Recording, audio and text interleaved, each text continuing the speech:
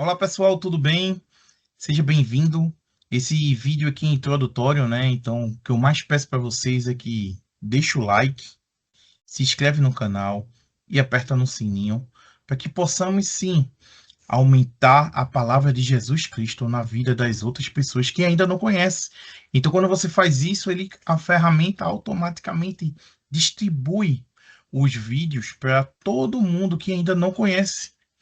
E se você gostou muito da gente, tem um QR Code. É só botar aqui no QR Code aqui do lado, colocar a câmera do celular e já vai diretamente para o grupo do WhatsApp.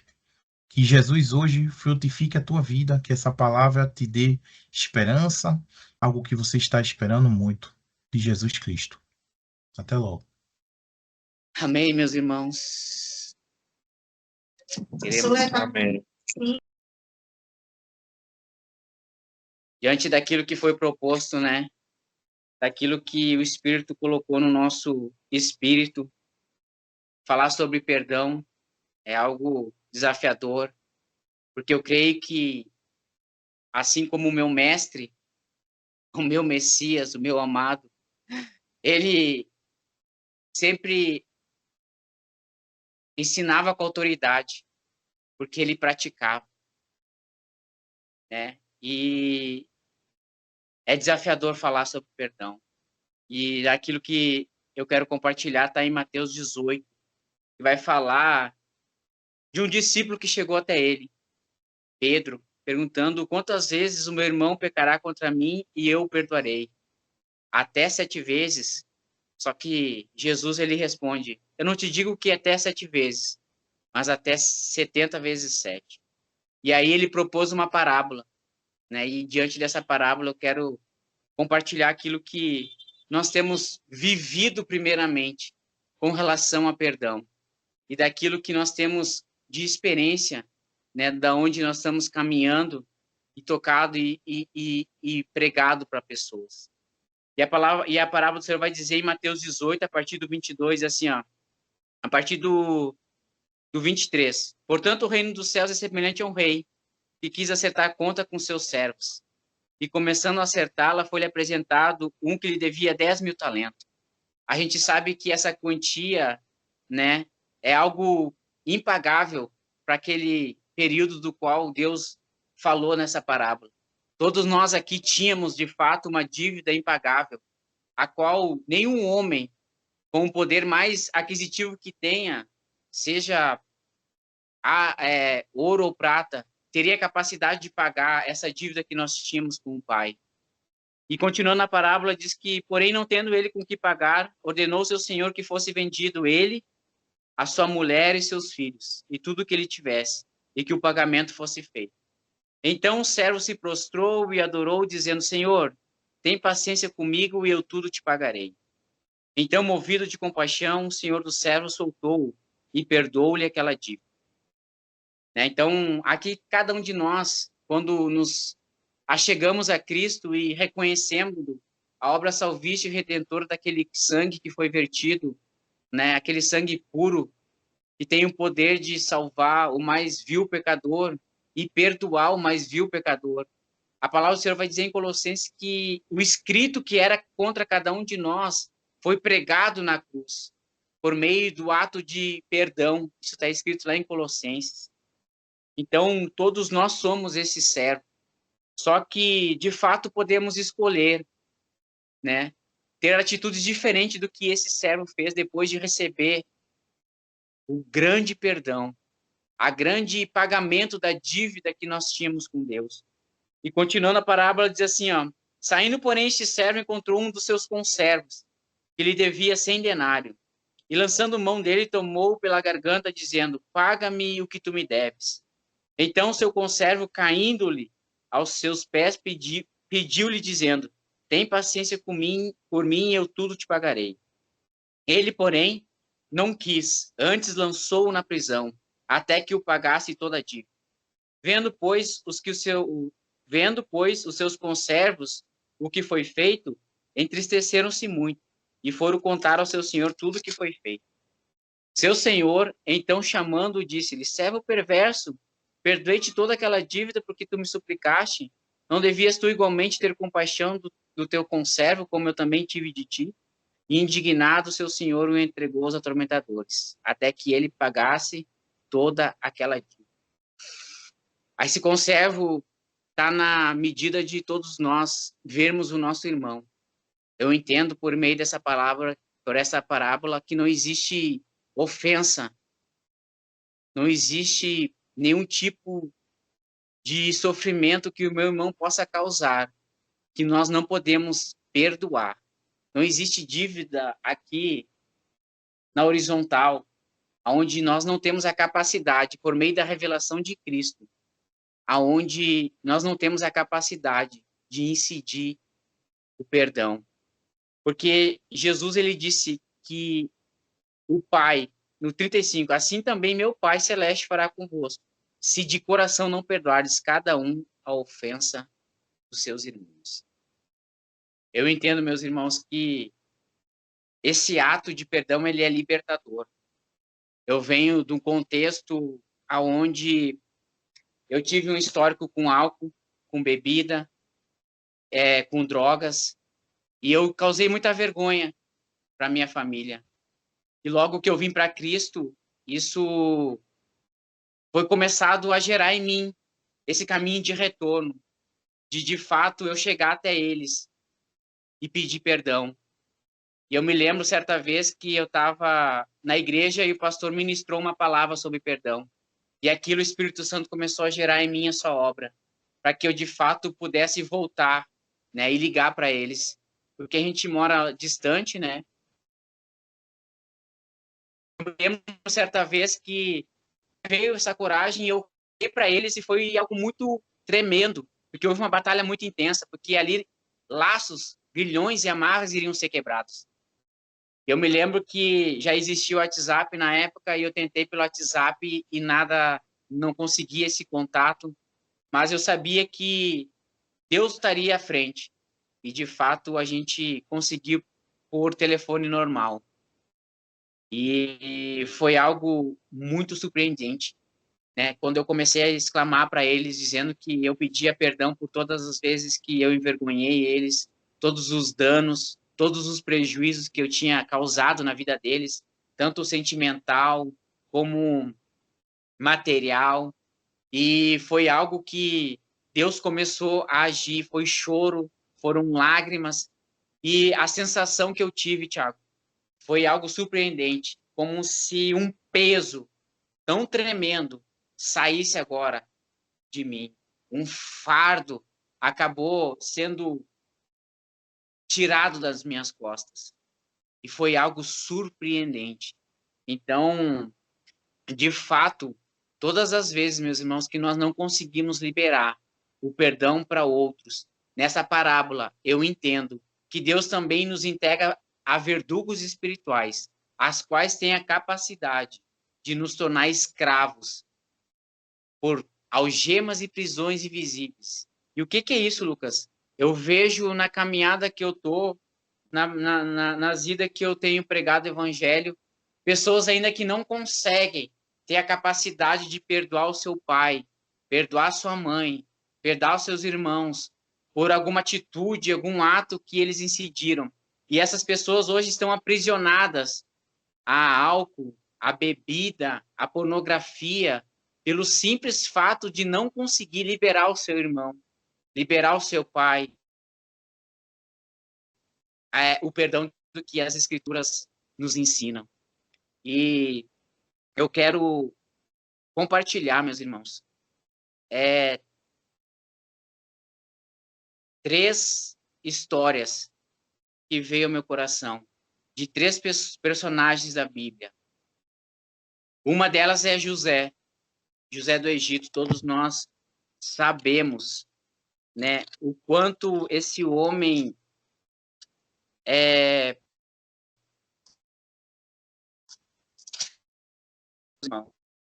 diz que os seus irmãos os odiavam e tinha inveja. E por meio dessa ação ele foi rejeitado, vendido, foi abandonado diante de um contexto familiar, diante de pessoas que eram para proteger.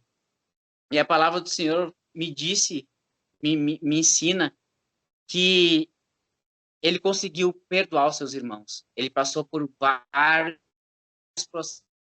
Primeiramente, na casa de Potifar, aonde ele foi, onde ele tinha uma presença e uma intimidade com Deus que ele negou o ato do adultério.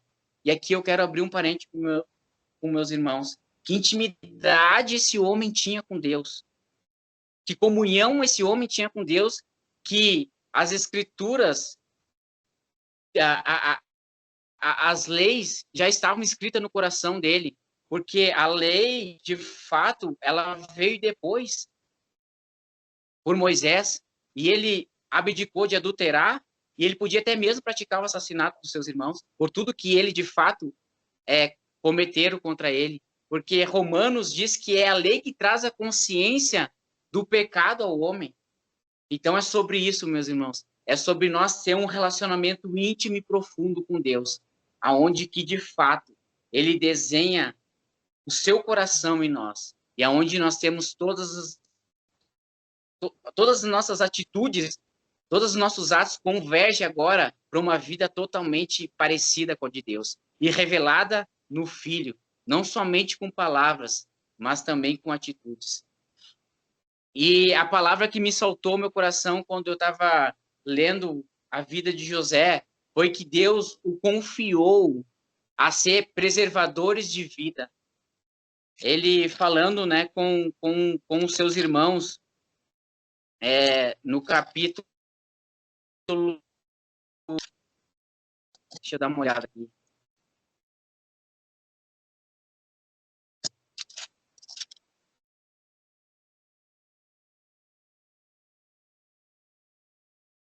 Do capítulo 45, ele fala assim, ó, pois Deus me enviou adiante de vós para preservar a vida. De fato, o perdão, ele não incide somente em nós sermos libertos daquilo que nos escraviza muitas das vezes, mas também ele nos insere no contexto onde é que Deus, de fato, nos chama para agora sermos colaboradores do propósito eterno. José, ele foi chamado por Deus para ser preservador de um povo que logo mais se tornou um povo de Deus, que foram as 12 tribos. E também a vida de Moisés, ele também me ensina um homem que foi chamado por Deus para também ser um libertador deste povo que José preservou. E no início da sua caminhada, ele não entendeu muito bem o propósito, e eu entendo que, por falta de perdão, ele acabou assassinando um egípcio. E Deus, ele ministrou meu coração que Moisés se tornou um homem manso ao ter o convívio contínuo com a sua família, aonde Deus agora pôde inserir ele no propósito eterno, de chamá-lo para ser um libertador de uma nação, de um povo. Então, certa vez, eu quero compartilhar, eu estava em momento de comunhão com a minha família, né? Minha sogra, meu cunhado, e Deus soou no meu coração. Esse é o ambiente propício para eu tornar um homem manso. E começou a falar sobre Moisés. De fato, a família onde nós nascemos, de fato, é um lugar propício para nós pegarmos e sermos inseridos num caráter de Deus, numa natureza de Cristo, que é humilde e manso de coração. E também os 3 propósitos: preservador de vidas, libertador e líder de um povo. E agora eu quero finalizar falando de Davi. Né? Davi foi algo surpreendente. Né? Ele teve que lidar com uma liderança obstinada. Né? E Deus, ele conseguiu forjar no homem segundo dele. O próprio Deus deu testemunho nas suas escrituras que Davi era um homem segundo o seu coração. Um homem que conseguiu se prostrar diante do seu inimigo e ainda pedir compaixão e misericórdia. Eu creio que o poder do perdão, meus irmãos, ele é libertador. Então, que nesse dia nós possamos pedir para Deus, de fato, com toda a sinceridade e pureza, e é a verdade que Ele ama lá no íntimo. Será que nós conseguimos perdoar os nossos irmãos de todo o nosso coração? E se Deus propôs para vocês dizendo que ainda não é possível, peça para Ele, de fato, irmãos ou pessoas que tenham o mesmo caráter dos irmãos de José. Peçam para Deus pessoas que tenham o mesmo caráter de uma liderança como Saul, para que de fato todo o orgulho, né, que é debaixo de uma natureza, porque eu entendo que orgulho é uma natureza que tem como referência Satanás, porque Satanás ele estava de fato nos céus e ele falou que ele nem chegou a falar, ele só apenas mencionou no seu pensamento que queria ser maior do que Deus. Mas de contrapartida, temos uma natureza que é de Cristo, que é humildade e mansidão, para que de fato nós consigamos ser filhos de Deus. E eu finalizo, né, por tudo com Cristo. Ele fala no Sermão da Montanha algo surpreendente. E eu creio que, de fato, se nós quisermos ser não somente ouvintes da palavra, mas praticantes, nós temos que ser, de fato, nos submeter àquilo que nós estamos expostos. A palavra do Senhor vai dizer em Mateus 5, a partir do 43. Ouviste o que foi dito? Amarás o teu próximo e odiarás o teu inimigo? Eu, porém, vos digo, amai os vossos inimigos, abençoai, porém, abençoai os que vos amaldiçoam, fazei o bem aos que vos odeiam, e orai pelos que vos tratam com maldade. E vos persegue, para que possais ser, para que possa ser filhos do vosso Pai. Então, de fato, tem uma comissão para nos tornarmos filhos. E eu entendo que se posto para cada um de nós. Porque Deus ele nunca escondeu. Em Lucas 17, ele fala explicitamente que é inevitável que a ofensa não venha. Então, ele deixou bem claro. Mas quando ela vir, nós temos a capacidade nele de conseguir, de fato, liberar o perdão, de fato, amar essa pessoa e, de fato, sim, revelar Cristo por meio da nossa obediência às Escrituras. Então, Cristo, né, ele nos ensina na cruz do Calvário. Ele que, no último ato, no último suspiro, ainda ele clamou ao Pai, pedindo, Pai, perdoa-os porque eles não sabem o que fazem. Eu tenho a plena convicção que Deus, que Cristo, no último suspiro de vida, deu a oportunidade para aqueles homens, aqueles algozes, aqueles verdugos que usam deu a oportunidade de eles se arrependerem e serem salvos. Então, eu vejo que o evangelho é muito mais, de fato, obediência e submissão. Eu não consigo ver, meus irmãos, um evangelho distante de sofrimento, mas é um sofrimento que te traz paz, que te traz descanso em Deus. Porque as cartas daqueles homens que viram, ouviram e palparam da palavra viva, que foram os apóstolos, são convidativas para nós sermos os participantes dos sofrimentos de Cristo. Então, que todos nós aqui temos o entendimento que, de fato, é possível nós lidar com a mais absurda ofensa que Deus propôs para cada um de nós vivermos. Aí tu me pergunta, Lucas, tu não sabe o que eu passei. De fato, eu não sei o que tu passou. E nem de fato, nem eu e nem tu sabemos o quanto Cristo padeceu naquela via dolorosa, para que hoje nós tivéssemos por meio do perdão, por meio de um ato que incidiu muito amor, mas também muita dor. E eu tenho para mim, meus irmãos, que Deus ele não negocia o princípio do perdão. Porque, terminando o Pai Nosso, no mesmo capítulo de Mateus 6, ele fala que da mesma forma que vocês perdoarem os seus irmãos, da mesma forma o Pai Celestial vai nos perdoar.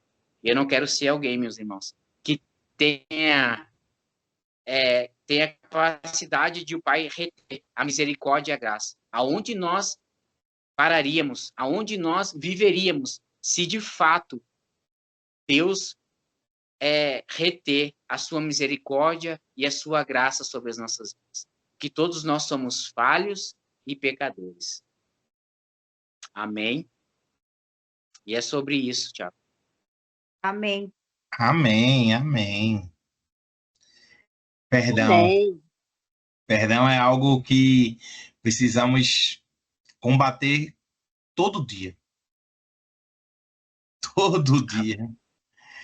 A gente tem que se diminuir todo dia e aceitar que dá a cara, né? A face direita para levar na esquerda, porque é sobre ele, não é sobre nós. Três palavras eu vou lançar aqui, cara. Tem pessoas que Deus chamou para ser preservadores de vida de irmãos. Tem pessoas que Deus chamou para liderar uma libertação, né? Ser um libertador, não por ele, mas por meio de Cristo. E também ser uma liderança por meio de um coração de fato do próprio Deus. Porque a gente sabe que a liderança de Deus, ela não incide opressão, intimidação, manipulação, engano, mentira, malícia ou maldade. O governo de Deus está estabelecido em justiça, bondade, misericórdia, graça, compaixão, amor, fidelidade. E todas as vezes que nós nos tornamos, Tiagão, homens manso, nós nos tornamos também homens fiéis a Deus. Homens fiéis a Deus. Então, é sempre sobre isso.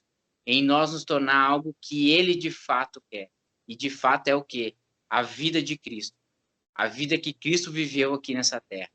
De compaixão e piedade. Sempre exercendo a graça e a misericórdia. Eu sempre vejo um Cristo onde Ele conseguiu enxergar nas pessoas e extrair das pessoas o seu melhor. Porque Ele pegou 12 pessoas, né? A gente via sempre a impulsividade de Pedro. Mas Ele tratou Pedro e o confiou a chave, né, do ministério. Então, eu sempre acredito num Deus que se devolva o relacionamento. E não tem nós como viver debaixo de amargura, ressentimento, ódio, se devolver o relacionamento. Né? Ali, depois que Jesus voltou, né, de um corpo glorificado, ressurreto, ele foi ter de volta com os seus discípulos, né, porque eles voltaram, né, a fazer o ordinário. E ele, de uma forma espontânea e genuína, se devolveu para eles, né, chamando eles de volta para o ministério. E eu vejo que isso é a capacidade de um cristão, de fato, um homem, né, ser chamado de pequeno Cristo, onde ele tem a capacidade de se devolver os relacionamentos facilmente, como a inocência de uma criança e a pureza desse Deus, do qual nós o servimos, desse Deus do qual nós o adoramos, entronizamos e exaltamos. Esse Deus que, de fato, é tudo. De fato, Deus é tudo na minha vida. Tudo que eu penso, tudo que eu falo, tudo converge para Ele na minha vida. Então, é sobre isso, meus irmãos. E eu creio que a única natureza que pode nos afastar de viver essas realidades que as Escrituras nos expõem é, de fato, uma natureza orgulhosa, soberba e arrogante, a qual o nosso próprio Deus, ele resiste. Mas, de fato, se tu propôs para ele, Deus, quebra o meu orgulho, quebra a minha vaidade, quebra a minha soberba, por meio de processos onde tu ofende a minha mente e expõe a intenção do meu coração para revelar eu mesmo para mim mesmo. Então, é isso que eu sempre busco viver, uma pureza e uma verdade já no íntimo, que de fato, quando nós pecarmos, fazer esse caminho de retorno, crendo que todas as vezes que nós chegarmos à sala do trono com confiança, tem graça e misericórdia, perdão em abundância e também eternas. Amém? E é isso, Tiagão.